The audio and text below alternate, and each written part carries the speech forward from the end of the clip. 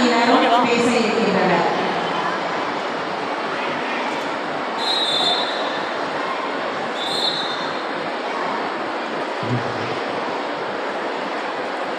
அனைவருக்கும் வணக்கம்.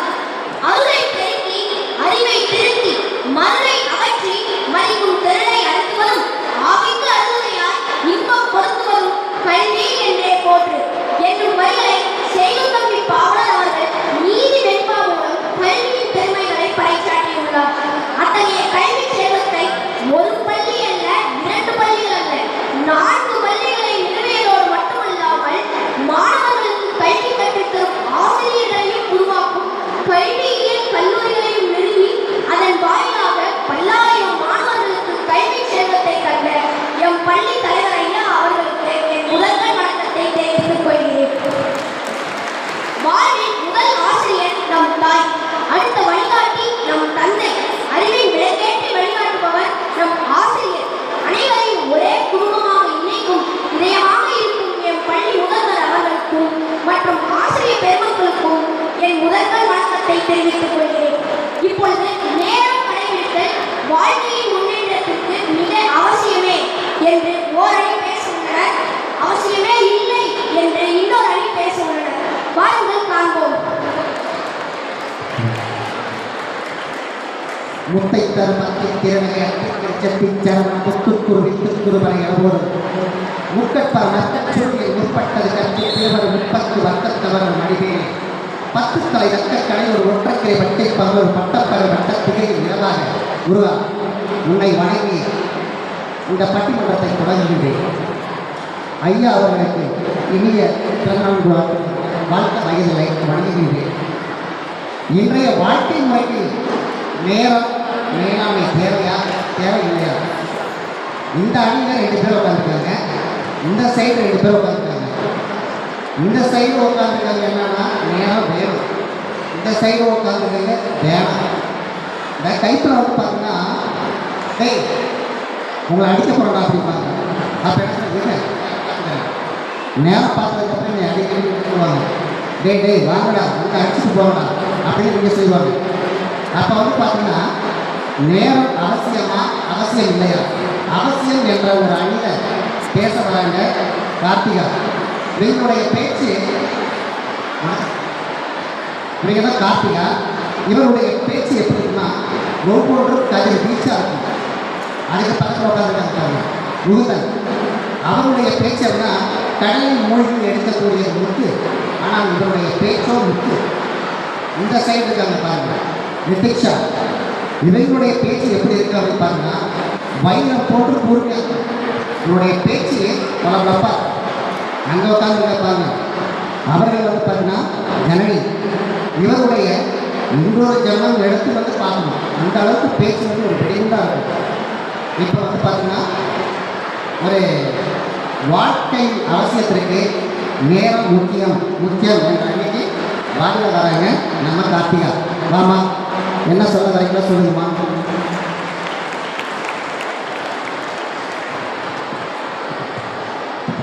அன்பும் அறிவும் நிறைந்த அவையோர் அனைவருக்கும் என் இனிய வணக்கங்கள்.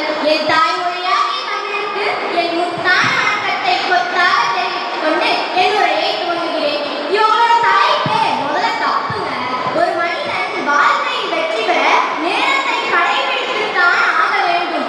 அரசன் முதல் ஆண்டி வரை ஆண்டவனால் அனைவருக்கும் சமமாக படைக்கப்பட்டது நேரம் மட்டும்தான். எவ்வளவு பெரிய செல்வந்தனாக இருந்தாலும் நேரத்தை விலை கொடுத்து வாங்கவே முடியாது. நேரத்தை கடன் கொடுக்கவும் முடியாது, கடன் வாங்கவும் முடியாது. ஏன்னா காலமும் கடல் அலையும் யாருக்காகவும் காத்திருக்காது. யாருக்குமே காத்திருக்காரு. அது பேசாம வரும் போகும். அந்த மாதிரி தான் அந்த டைம் நாங்கள் யூஸ் பண்ணிக்கணும். ஐயா வரைக்கும் அம்மா வாசு வைக்கணுமா? ஒரு அரை மணி நேரம் லேட்டா போனா விமானத்தை ஏற முடியல, ஒரு நிமிஷம் லேட்டா போனா ட்ரெயினை மிஸ் பண்ணிடுறோம்.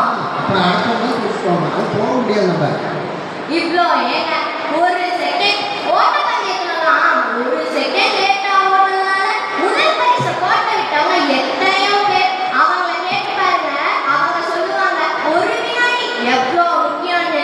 ஆமாம்மா, நானும் ஓட்டப்பந்தயத்தில் ஓடி தான் 1800 மீட்டர் ஓட்டப்பந்தயத்தில் ஓடினேன். செகண்டாக வந்தேன் ஸ்டேட் லெவலில். அப்போ அந்த டைம் கரெக்டாக நான் ப்ராக்டிஸ் எடுத்துருந்தேன்னா ஃபஸ்ட் ப்ரைஸ் வாங்கிக்கலாம். அவ்வளோ ஏங்க ஒரு 10 நிமிஷம் எக்ஸாம் லேட்டா போனா எக்ஸாம் ஹால் உள்ளேயே விட மாட்டாங்க. இதை விட முக்கியமா ஒன்று சொல்லட்டுமா? இப்ப யாராவது ரொம்ப சீரியஸா இருக்காங்க, அவங்கள ஹாஸ்பிட்டல் கூட்டிட்டு போவாங்க. அப்போ டாக்டர் என்ன சொல்லுவாரு?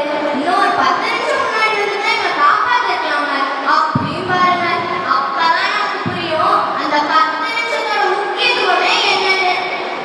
முதல்ல நேரத்தை கடைபிடிக்கணுங்க. நேரத்தை கடைபிடிச்சா ஒழுக்கம் வரும். ஒழுக்கம் வந்தா கவனம் வரும். கவனம் வந்தா நல்ல முடிவு வரும். நல்ல முடிவு வந்தா வெற்றி வரும். அவ்வளவுதாங்க, வெற்றியே வந்துச்சு. இதுக்கு மேல நமக்கு என்னங்க வேணும்? ஃபர்ஸ்ட் ஆனா இது எல்லாத்துக்கும் முதல்ல என்னது? நேரம் கடைபிடிப்பது மட்டும்தான். நேரத்தை கடைபிடிச்சா தானா வெற்றி வரப்போகுது. இதுக்கு ஒரு சிறந்த உதாரணம் சொல்லட்டுமா? நேரத்தை சரியாக கடைபிடித்ததனால் வெற்றியின் உச்சத்தை தொட்டவர் நம்ம மதிப்பிற்குரிய சேர்மன் சாருங்க. அவரே கண் முன்னால இருக்கும்போது வேற உதாரணமே நமக்கு தேவையில்லைங்க. எங்களுக்கெல்லாம் நேரம் கடைபிடிப்பதுனால மகிழ்ச்சியை தருது. கடைசியா ஒன்று சொல்றேன், காலம் கண் போன்றது, நேரம் பொன் போன்றது. அது பொன்மொழிங்க. ஆனா நேரம் பொன் போன்றது அல்ல, நேரம் நம் உயிர் போன்றது அப்படி நான் சொல்லுவேன். ஏன்னா பொன் போனா திரும்ப சம்பாதிச்சிடலாம். சம்பாதிச்சிடலாம் நண்பர்களே. ஆமாம், நீ சொல்ல கரெக்டாக தான் இருக்கும். உயிர் போனா சம்பாதிக்க முடியுமா? முடியாதுமா. அதே மாதிரிதான் நேரம் போனாலும் சம்பாதிக்கவே முடியாதுங்க. ஆனா நேரம் மட்டும் நம்ம கைக்குள்ள இருந்துட்டா எவ்வளோ பெரிய சவாலா இருந்தாலும் ஈஸியா சால்வ் பண்ணிட்டு போயிட்டே இருக்காங்க. இதை பத்தி திருவள்ளுவர் கூட ஞானம் கருதினும் கைகூடும், காலம் கருதி இடத்தார் செய்யின். அப்படி நேரம் அறிந்து செயல்பட்டால் இந்த உலகமே வேண்டும் என கருதினாலும் கைகூடும் என்று கூறியிருக்கிறார். அதனால் இன்றைக்கு வாழ்க்கையில் வெற்றி பெற நேரம் கடைபிடிப்பது மிக மிக அவசியம் அவசியம் அவசியமே. நடுவர்களே, என்னோட எதிரி பேச போறது கேட்டு நீங்களே கவனிக்கிறீங்க. அதனால பட்டன நேரத்தை வீணடிக்காம சட்டு எங்க பக்கம் தீர்ப்பு சொல்லிட்டா உங்க தீர்ப்பு வரலாற்று புத்தகத்தில் இடம் பிடிக்கும் என்று கூறி என் உரையை நிறைவு செய்கிறேன். நன்றி, வணக்கம். அருமையான பேசுமா. நேரம் தேவை அப்படின்னு சொல்லிட்டு கார்த்திகா அம்மா சொல்லி முடிச்சிருக்காங்க. இப்போ அதுக்கு என்ன சொல்ல வரான்னு தெரியல. இப்போ நேரம் தேவை அப்படின்னு சொல்லியிருக்காங்க. இந்த சைடு நேரம் தேவைன்னு சொல்லியிருக்காங்க. சார் நேரங்கிறது அது வந்து அப்படி டைம் வரும், அதெல்லாம் நாங்கள் பார்க்க மாட்டோம் சார் அப்படின்னு சொல்லிட்டு நீங்கள் சொல்கிறாங்க. என்ன சொல்கிறாங்க? தும்மல், நிகழ், இருமல், நல்லது, கெட்டது, பசி, தூக்கம், பிறப்பு, இறப்பு, பட்டம், பணம், பதவி இதெல்லாம் கேட்டு வராது, தானாக வரும். வந்தாலும் ஏன்னு சொல்ல முடியாது, போனாலும் ஏன்னு சொல்ல முடியாது. அது மாதிரி நாங்கள் உழைப்ப மட்டும் நம்பியிருக்கிறோம், நேரத்தெல்லாம் நாங்கள் கடைபிடிக்க மாட்டோம் அப்படின்னு சொல்லிட்டு நம்ம நிதிஷா பேச வராங்க. வாங்க, என்ன சொல்ல வரீங்க?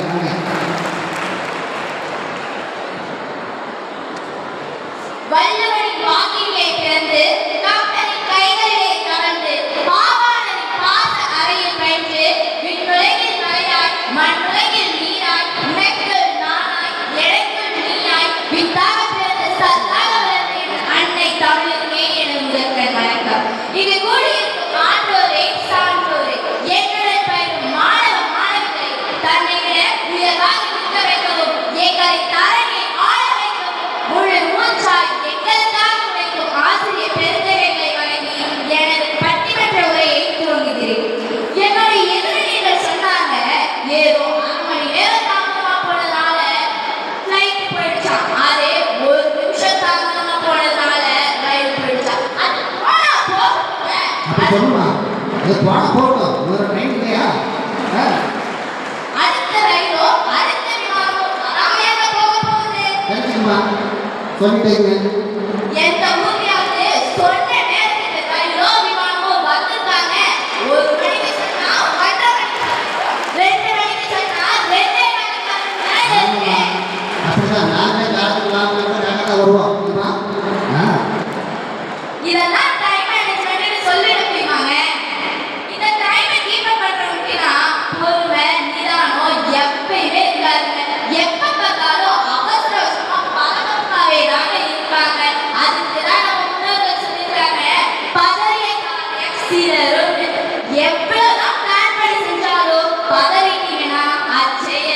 ஆமாம்மா அப்படிதான் வீட்டிலே அப்படிதான். சரிங்க எண்ணெய் காய்ச்சிருச்சு வெங்காயத்தை போடுங்க. நான் வெங்காயத்தை போட்டேன் அவ்வளோதான். எல்லாம் கசப்பாக போச்சு, எல்லாம் பதவி போய் செவனி போச்சு, வீட்டில் திட்டா போச்சு. அந்த மாதிரி ஆகும் தெரிஞ்சுக்கிட்டீங்களா? பதவியைக்காக சிதைய போகும். மகிழ்ச்சியாக இருக்க நேரம்தான் அவசியம் என்பது கிடையாது.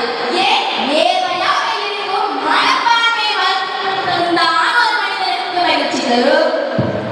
இந்த காலத்துல புதுசு புதுசா எண்ணத்தை கண்டுபிடிச்சிருக்காங்க. வீட்டை கூட வேக்கம் பண்ணலாம், தோசை சுட தோசை வாட்டிக்கலாம். இதெல்லாம் என்னங்க? இதெல்லாம் வாங்கி இதை வேலை செய்யட்டு நம்ம அம்மாலாம் ஹாயா சோஃபால உட்காந்து சீரியலை பார்க்கறாங்க. அவங்க டிஸ்டர்ப் பண்ணக்கூடாதுன்ட்டு அவங்க குழந்தைங்களுக்கு வீடியோ கேம் வாங்கி கொடுக்குறாங்க. ஆமாம்மா அப்படிதான். சீரியலை பார்த்துட்டு என்ன பண்ணுறாங்க, ஒரு அம்மா அவங்க வீட்டுக்காரர் வந்தாங்க. வீட்டுக்காரர் முருகும் குசுவத்தி வாங்கி கொடுத்தாங்க. இந்த அம்மா சீரியலை பார்த்துட்டே இருந்தாங்க. கடைசியில் பார்த்தா நம்ம சீரியலை பார்த்துட்டு முறுக்கு தாக்கு சொல்லிட்டு குசுவத்தை சாப்பிட்டாங்க. கொசுவத்தை சாப்பிட்டு அப்புறம் வீட்டுக்காரர் என்ன பண்ணுறாரு, சரி நைட்டு வாங்க கொசு கிடைக்குமே அப்படின்னு சொல்லி தேடி பார்க்குறாரு. பார்த்தா கொசுவத்தை முறுக்கு மட்டும் கொசு விட்டுருக்கான். எங்கே என்னன்னு தெரியல. அட்டேங்க அது கொசு இல்லைங்க, டிவியை பார்த்துட்டே சாப்பிட்டு டேஸ்ட்டே தெரியலன்னு. அந்த மாதிரி இருக்குது நிலைமை. இதனால வர நோயை பட்டியலிட்டு வச்சுக்கோங்க. 10 பதினஞ்சு பக்கத்துக்கு வருங்க. இந்த எந்திரம்லாம் நம்ம நேரத்தை சேமிக்குதுன்னு நினைச்சிட்டு இருக்கோம். கிடையவே கிடையாது. நம்ம சோம்பேறி தாங்க அதிகப்படுத்துது. இந்த டைம் மேனேஜ்மெண்ட் தான் ஏஐ ஆர்டிஃபிஷியல் இன்டெலிஜென்ஸால மட்டும்தாங்க கடைபிடிக்க முடியும். மனுஷங்களால என்னைக்கும் கடைபிடிக்க முடியாதுங்க. நடுவர்களே நீங்களே சொல்லுங்க, நாமெல்லாம் மனிதர்களா இல்ல மிஷினா? மனுஷன் தான் நினைக்கிறேன். எக்ஸாம் டைம்ல காலையில 4 மணிக்கு எந்திரிச்சு குளிச்சு 5 மணிக்கு படிக்கலாம்னு உட்கார்ந்தேங்க. அப்பதான் பக்கத்து கோயில்ல இருந்து செல்லாத்தா செல்ல மாரியாத்தா அப்படின்னு பாட்டு போடுறாங்க. சரி இந்த பக்கம் பார்த்தா என் தம்பி அப்பதான் 5 நேரத்துக்கு இல்லை 5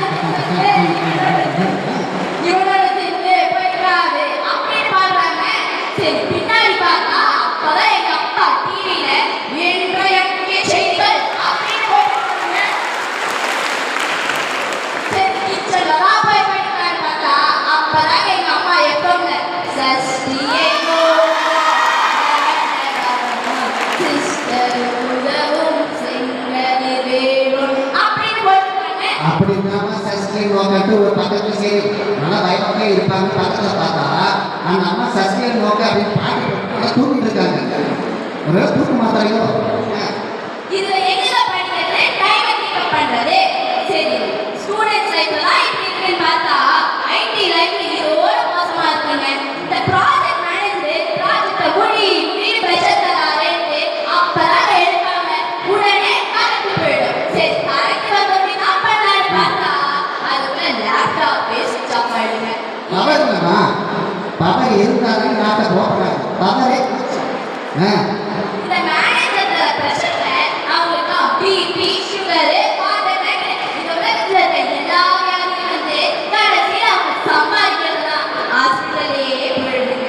இந்த நேரத்தை கடைபிடிக்கிறவங்க எல்லாம் 5 நிமிஷம் லேட் ஆயிடுச்சுன்னா போதுங்க அடிச்சு பிடிச்சு ஃபுட்பால் அடிச்சு போறாங்க. அப்புறம் பார்த்தா அவனையாரும் இந்த பக்கம் அடிச்சு போட்டு போயிடுறாங்க.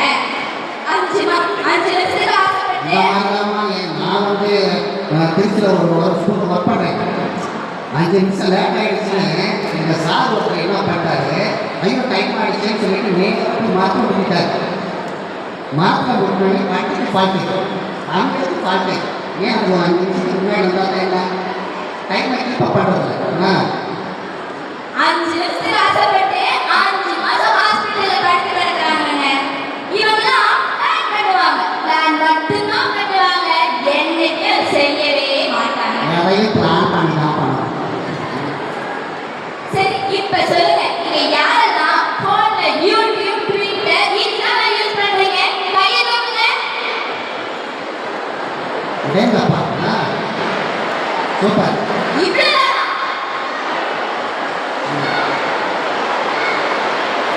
நிஜத்தை என்ன இருக்குமா நல்ல